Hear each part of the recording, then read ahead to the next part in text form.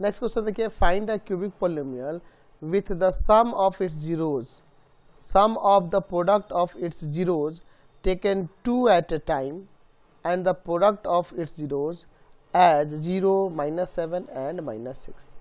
तो हम लोग ले लेते हैं कि let alpha, beta and gamma are the zeros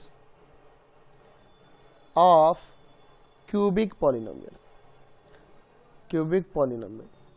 तो ये क्यूबिक पॉलिनोमियल के जीरोज हैं, क्यूबिक पॉलिनोमियल के जीरोज हैं। तो यहाँ पे क्वेश्चन में क्या कह रहा है कि सम ऑफ इट्स जीरोज, यानी कि अल्फा, बीटा एंड गामा का सम क्या है, तो वो 0 है। फिर क्या कह रहा है कि sum of the product of its zeros taken 2 at a time, यानी कि अल्टरनेट करके अल्फा बीटा प्लस यहाँ पर बीटा गामा प्लस में गामा अल्फा, ये किसके इक्वल है, तो वो -7 है, ठीक है।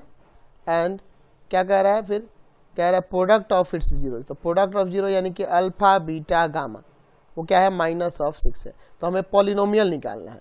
तो हम यहाँ पे आपको पता होना चाहिए, प्रॉपर्टी में मैंने बता रखा है बहुत बार कि alpha beta and gamma are zeros of cubic polynomial, cubic polynomial.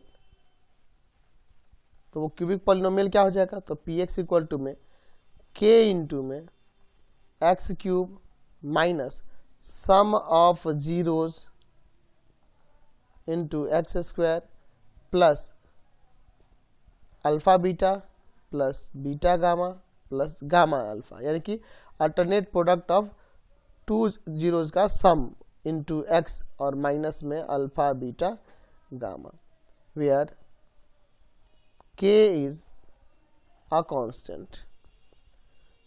तो हम लोग इसमें रख देते हैं, तो हमारे पास पॉलिनोमियल px क्या हो जाएगा, k इंटू में x cube minus sum of zeros आपके पास 0 है into x square plus alternate sum of alternate product of 2 zeros, वो क्या है, -7 है और प्रोडक्ट ऑफ जीरोज -6 है। तो यहाँ पे क्या आ जाएगा, k इंटू में एक्स क्यूब, ये तो 0 हो गया, -7x और प्लस का 6, यही ना हो जाएगा।